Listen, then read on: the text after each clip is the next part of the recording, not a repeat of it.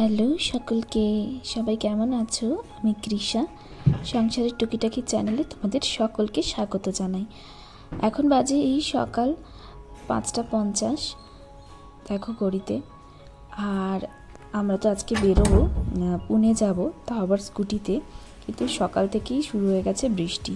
আর এখানে দেখো এখনও কিন্তু সূর্যোদয় হয়নি। এখানে সূর্যোদয় হতে মোটামুটি 6টা 5-10 হয়েই যায়। পুরো অন্ধকার চারপাশটা, আর সাথে পড়ছে বৃষ্টি। আওয়াজ তোমরা শুনতেই পাচ্ছ। আমরাও রেডি হয়ে গেছি, এবার আমরা তাড়াতাড়ি বেরিয়ে যাব। চলো ভিতরে যাই, বৃষ্টির ছাট আসছে। রেনকোটটা পর।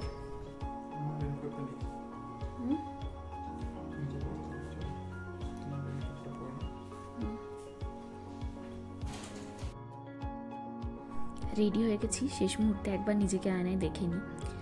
যতই দেখি ওপরে তো রেনকোট পরতেই হবে, তাই ড্রেস ঠিক আছে না আছে দেখেও কোনো লাভ নেই, কারণ পুরোটাই কভার আপ হয়ে যাবে। তো যাই হোক, চলো।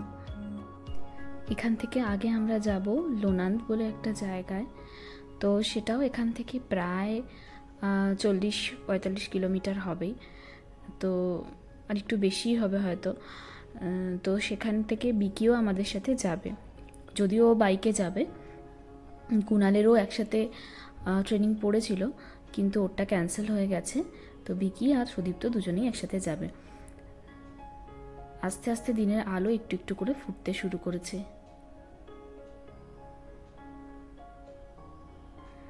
আমি তো রেনকোট পরে পুরো রেডি হয়ে গেছি, আর ওদিকে সুদীপ্তও পরে নিচ্ছে।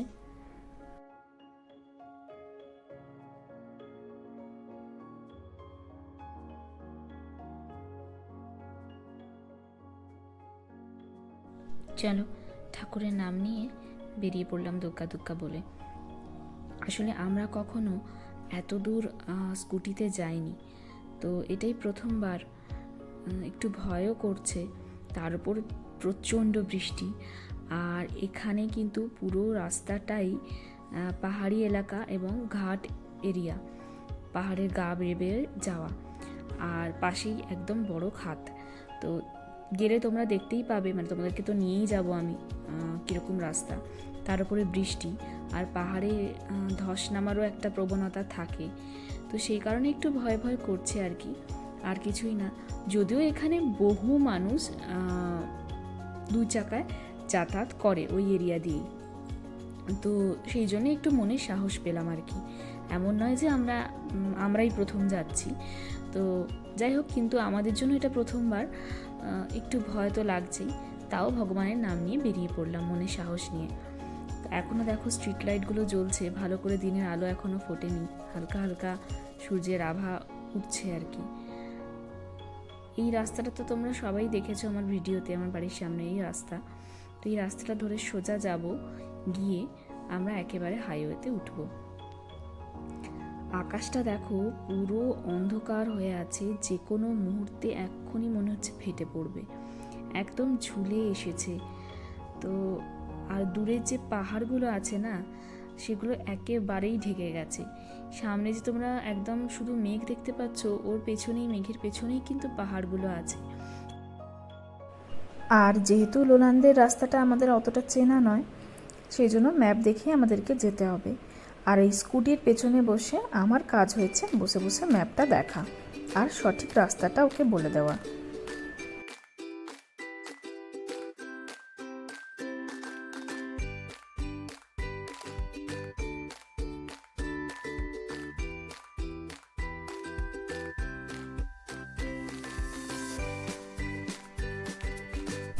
আমার আসলে বহুদিনের একটা সুপ্ত ইচ্ছা ছিল যে এইভাবে স্কুটি করে হোক বা বাইকে করে হোক লং ড্রাইভে যাব। তো আজকে সেই সুযোগটাও হয়ে গেল, তবে ওয়েদারটা একটু ভালো থাকলে আরও ভালো হতো। তো যাই হোক, যেতে যেতে আমাদের পাহাড়ের ঘাট এরিয়া পড়বে, আর ভিউটাও অবশ্যই সুন্দর হবে সেখানে। তো এখন আমরা যাচ্ছি লোনান্দে বিকির কাছে। তো আমাদের একটু ঘুরেই আসতে হলো, কারণ মাঝখানে একটা রুট বন্ধ ছিল, তাই সময়টাও একটু বেশি লেগে গেল।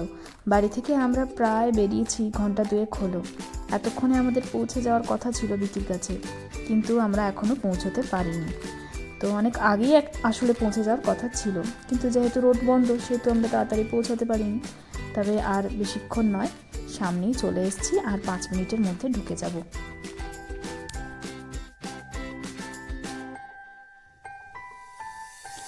ঘুরে ঘুরে বৃষ্টি পড়তে শুরুই করে দিয়েছে, আর ক্যামেরায় বৃষ্টিটা ধরা পড়ছে না, কিন্তু রাস্তাঘাট পুরো ভিজে দেখে তোমরা বুঝতে পারবে যে বৃষ্টি শুরু হয়ে গেছে।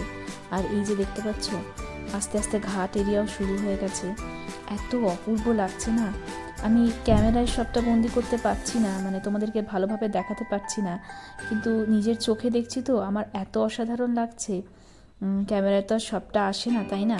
আর বিশেষ করে ফোনের ক্যামেরায় এত ভালো ছবি আসে না। কিন্তু এই রাস্তাগুলো এই সময় ভীষণ রিস্ক থাকে। এক তো পাহাড়ের গায়ে এত সরু রাস্তা, তারপর প্রচুর যানবাহন চলাচল করে। তোমরা এতক্ষণে দেখতেই পাচ্ছ বড় বড় ট্রাক, লরি এবং আমাদের মতো বহু বাইক রাইডার্সরাও আছেন। তো এই রাস্তা দিয়ে আবার বাসও যাতায়াত করে, যেটা পুনে থেকে সাতারার বাস আছে এই রাস্তা দিয়েই যাতায়াত করে। তো এই সময় না খুবই ধস নামার একটা প্রবণতা দেখা যায়। আর এই যে আমরা চলে এসেছি, বিকির জন্য ওয়েট করছি। আমি একটা ব্যাগে ভরেছি, এটুকু মনে আছে। মুখটা পুরো কালো হয়ে গেছে, মানে এগুলো সব কাদা ফাদা ছিটকে কি অবস্থা। আমারও হয়েছে। পাশ দিয়ে বড় গাড়িগুলো যাচ্ছে আর সব কাদা ছিটকে একদম পুরো রেনকোট মুখ সব আমাদের ভর্তি হয়েছে, কিন্তু কিছু করার নেই, ও পরে গিয়ে আবার পরিষ্কার করে নিতে হবে বাড়ি পৌঁছে। যে বিকি চলেও এসেছে, চলো আর দেরি না করে এরপর বেরোনো যাক, কারণ অলরেডি ওদের লেট হয়েই গেছে। 10টাতে ঢোকার কথা, কিন্তু কখন পৌঁছাবো আমরা ভগবান জানে। এখানেই বেজে গেল 8টা, প্রায় 8টা বাজতে চললো এখানেই। তো আর 2 ঘন্টায় পৌঁছাতে কোনো মতেই পারবে না। এখান থেকে পুনে পৌঁছাতেই লাগবে 2.5 ঘন্টা, তারপর আবার যদি ট্রাফিক জ্যামে একবার ফেসে গেছো তো ব্যাস।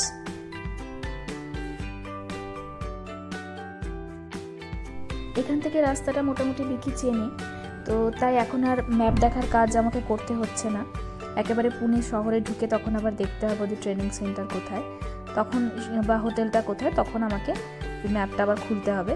কিন্তু এই রাস্তাটা বিকি চেনে, তাই ও সামনে পথ দেখাতে দেখাতে নিয়ে যাচ্ছে।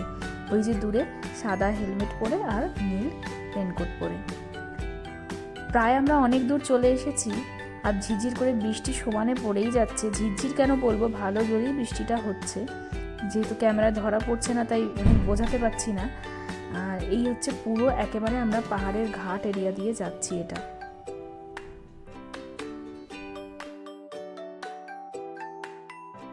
এই যে সামনে আছে টানেল, কি সুন্দর পাহাড় কেটে এই পার থেকে ওই পারে যাওয়ার জন্য লম্বা টানেল বানিয়েছে। মাঝে মাঝে দেখি আর অবাক হই, এগুলো বানাতে কত পরিশ্রম আর কত সময় লেগেছে। আগেকার মানুষ কিভাবে যে যাতায়াত করত, এই টানেল না থাকলে তো এই পাহাড় ডিঙানো ছাড়ার কোনো উপায়ই ছিল না। তারপর আর ভিডিও কন্টিনিউ করতে পারিনি, এত বৃষ্টি হচ্ছিল যে ফোন বের করতেই পারিনি। তারপরে কোনো রকমে আমরা ভিজে ভিজে তাড়াতাড়ি হোটেলে ঢুকেছি।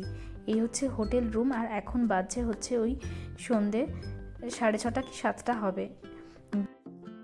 সুদীপ্ত আর বিকি এসেই তো কোনো রকমে ওরা চেঞ্জ করে তারপরে চলে গেছে ট্রেনিংয়ের জন্য, আর আমি সারাদিন এই রুমেই ছিলাম। তারপরে যা জামা কাপড় এনেছি সমস্ত ভিজে গেছিলো একেবারে। আমাদের ভুল হয়ে গেল, ট্রলিটার ভেতরে এগুলো প্লাস্টিকে মুড়ে রাখলে ভালো হতো। এই দেখো না, এগুলো সব রুমে শুকাতে দিয়েছি, কিছু কিছু শুকিয়ে গেছে, কিছু কিছু এখনও শুকায়নি। আর এই হচ্ছে রুমটা আমাদের, ছোট্ট মতো রুম। দাঁড়াও, এদিকটা হচ্ছে বাথরুম, আর এই হচ্ছে বাথরুম। বাথরুমটা বেশ বড় সড়ই আছে।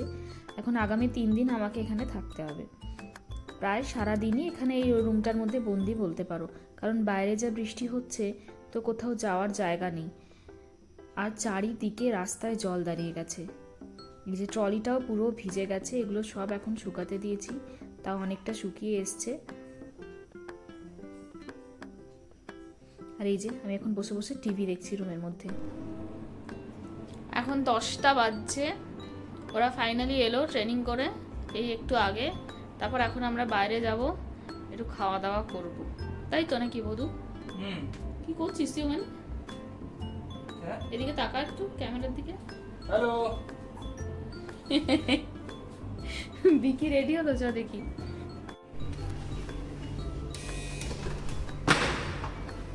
আরে হাতেই আছে। চ বন্ধ কর তাহলে। তুই এখন বাইরে নিয়ে যাস। ঠিক আছে। হ্যাঁ, এবার আবার কালকে সকালে কথা বলবো। কম্বিনেশনটা ভালো, কুর্তা আর হাফ প্যান্ট। কালার কম্বিনেশনটাও ভালো। হ্যাঁ দারুণ। অরেঞ্জ টাইপের।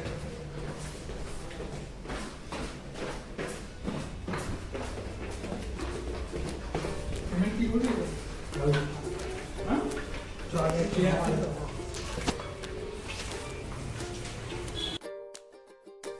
বৃষ্টি ঝিরঝির করে পড়ছে, তাও ছাতা নিয়ে বেরোলাম আমরা। খাওয়া দাওয়া তো করতে হবে। এই যে রিসেপশনের সামনে এই গণেশটা আছে, এত সুন্দর লাগছে না? এখানে আমি দেখেছি প্রত্যেকটা হোটেলেই প্রায় মহারাষ্ট্রে গণপতি বসানোই থাকে রিসেপশনে, আর দেখতে এত সুন্দর লাগে।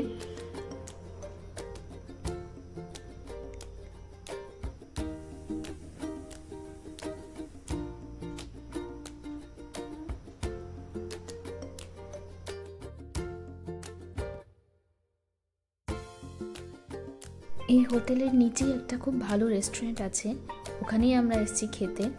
এই যে প্রথমেই নিয়েছি ফিশ ফিঙ্গার, আর তার সাথে চিংড়ি মাছের একটা আইটেম, গার্লিক প্রনস বা এরকম কিছু নাম ছিল, আমি ভুলে গেছি নামটা এখন। তো এত মারাত্মক ভালো ছিল খেতে, দুর্ধর্ষ ছিল। এই দেখো, এইটা হচ্ছে গার্লিক প্রনস, আর তার সাথে এই দুটো ব্রেড দিয়েছে। দুটোই জাস্ট এক কথায় অসাধারণ খেতে ছিল। ভীষণ সুন্দর খাবার এখানে, আর দামটাও একদমই রিজনেবল প্রাইসে ছিল। আমি সাতারায় অনেক রেস্টুরেন্টেই গেছি, তো সাতারায় মানে খাবারের টেস্ট কম বেশি সব রেস্টুরেন্টে একই। আমি ভাবতাম মনে হয় মহারাষ্ট্রের সব খাবার দাবারের টেস্ট এরকমই হয়, কিন্তু এখানে এসে দেখলাম একেবারেই না। আর এখানে নিয়ে নিয়েছি মাটন রোগান জোস আর তার সাথে সাদা ভাত। তো চলো আমরা খাওয়া দাওয়া কমপ্লিট করি, আর ভিডিওটাও এখানেই শেষ করলাম। ভিডিওটা কেমন লাগলো আমাকে জানিও, ভালো লাগলে লাইক করে দিও, আর এরকম ভিডিও আরও দেখতে ইচ্ছা হলে আমার চ্যানেলটা সাবস্ক্রাইব করে দিও। পারলে নিজের বন্ধু বান্ধব ফ্যামিলি সকলের সাথে আমার চ্যানেলটা শেয়ার করো, কারণ তোমাদের সাপোর্টটা আমার ভীষণ দরকার। আজ আসি, আবার দেখা হবে অন্য কোনো দিন অন্য কোনো একটা ভিডিওতে। ততদিন সবাই ভালো থেকো, সুস্থ থেকো, টাটা।